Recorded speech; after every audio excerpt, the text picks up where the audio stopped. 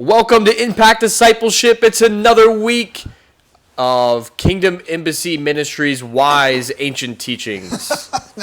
And we're in Proverbs 11. Or Solomon's wise teachings. Yes, guys, welcome. And we're back in Proverbs. You know what I decided to do? It's the first time ever that I went back to a teaching before and changed the title. I mean, I can't do it on the video, but I did it in the notes. The new notes will be updated with a new title because as I'm looking through this whole section of Proverbs, all the way from chapter 10 through chapter 29, 20 chapters are all these wise sayings. And I said, you know, I like this idea that they're ancient. They're from the past, and I call them ancient words of wisdom. And so each time we go through one of these Proverbs, we're going to take one at a time and we're going to kind of explain it like we did the first time. Today we're going to handle Proverbs 11, and what I'm doing in the notes is going to make a continuous list. And so this is wise saying 33 to 63, right? Because we're going to cover Proverbs 11, 1 to 31. So it's 31 verses of wise sayings added to last week's, and then we're going to continue to do that all the way till the end of chapter 29. So that's many months from now. We won't, like we did the last time, we won't, like we traditionally do on Saturday mornings where we read the whole passage first and then go back. We're not going to do that.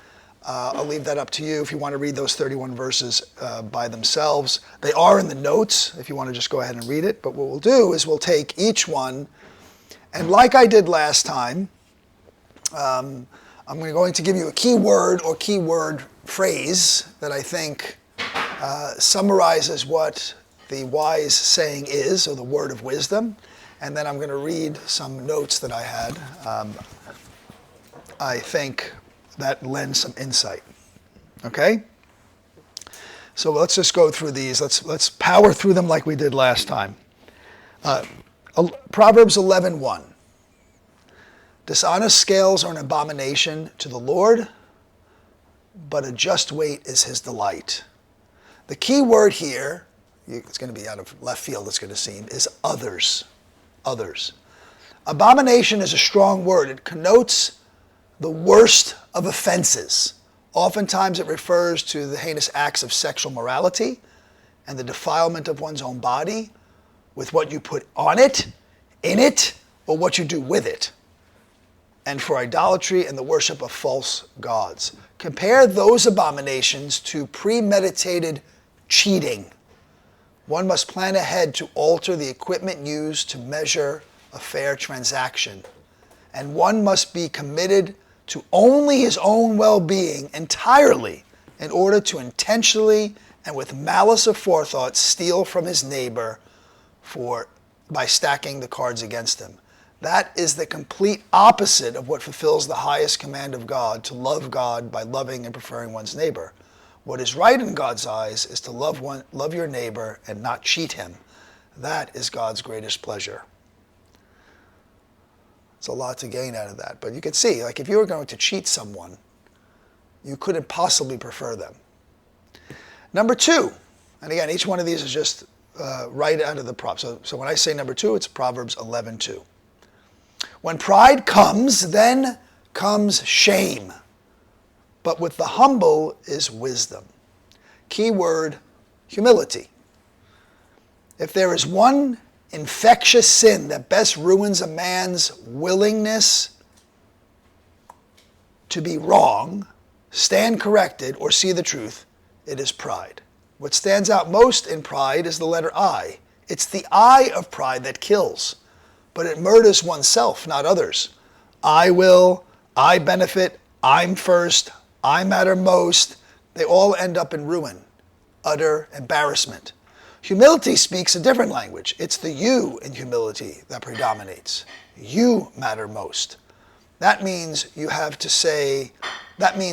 say is valuable enough to change my thinking, alter my decision, and set me on a new course, one that leads down all the beautiful highways and byways paved with wisdom.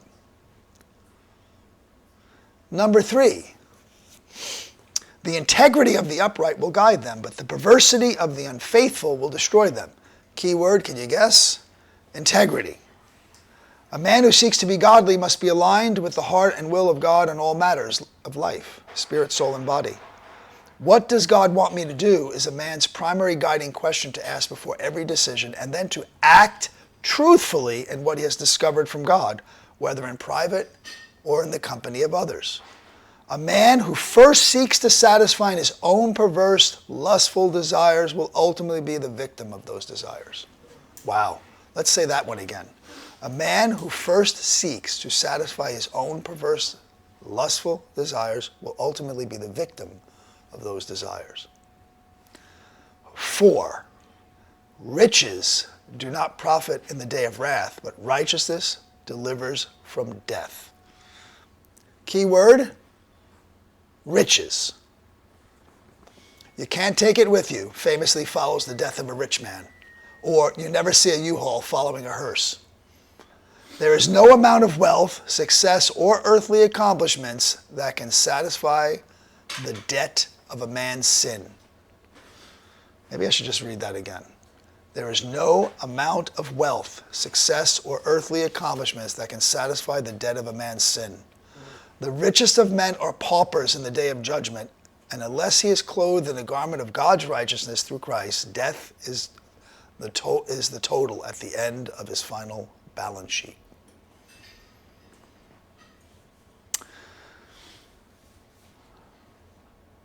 Number 5, 11:5. The righteousness of the blameless will direct his way aright, but the wicked will fall by his own wickedness. Key word, blameless.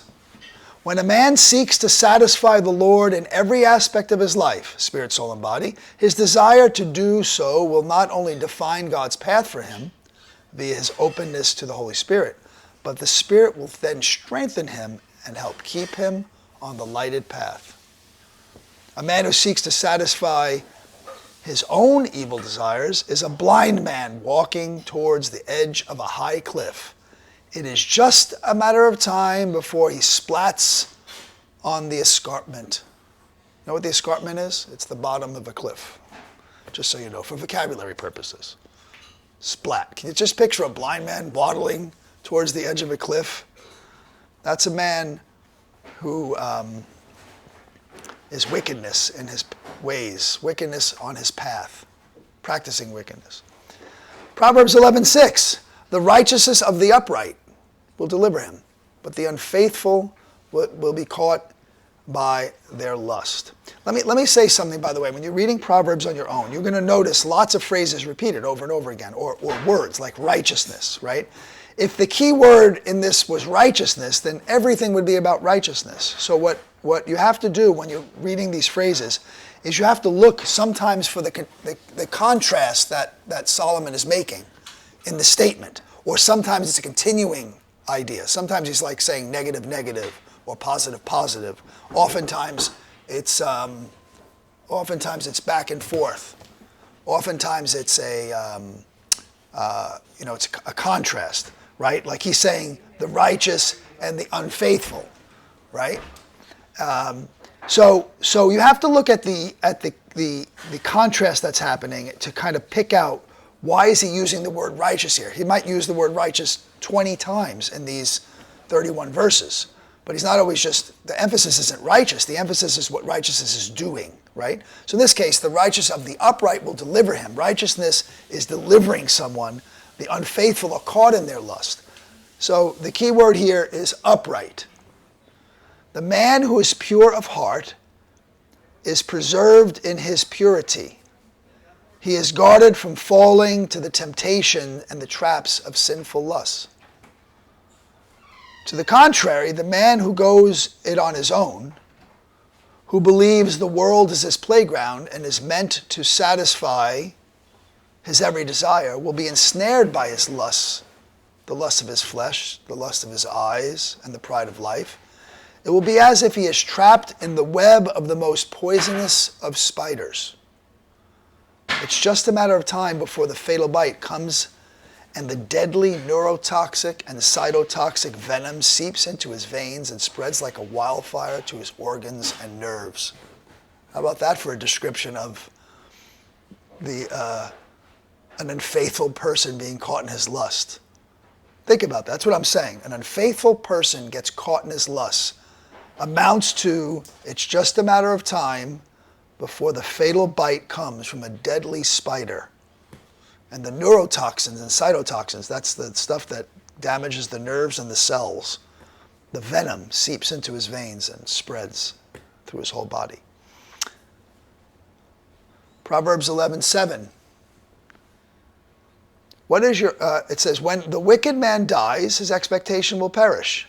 When the wicked man dies, his expectation will perish, and the hope of the unjust perishes. You see, on this case, you see, it's a double negative, right? He's talking about the wicked man and the unjust, right? Sometimes there's a contrast in these.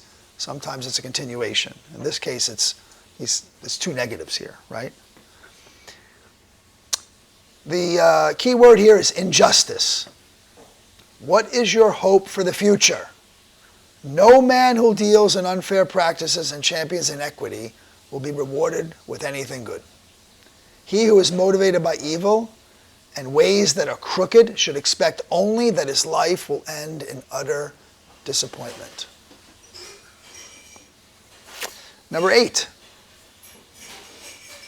The righteous is delivered from trouble, and it comes to wicked instead. The righteous is delivered from trouble, and it comes to the wicked instead. Key word here, deliverance. When things look like they're falling apart and there seems to be no way out, Yahweh saves the man who is dedicated to his ways and committed to live in right standing with God. It is actually the man who denies God and who cares nothing about pleasing him who ultimately swallows the bitter pills of tribulation and affliction. Number 9.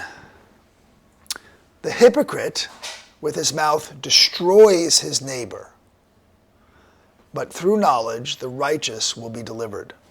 And the key word here is hypocrisy. Again, another side lesson, right? We could say, and there's lots of Bible verses about hypocrisy, right? There's a lot of things that hypocrisy does.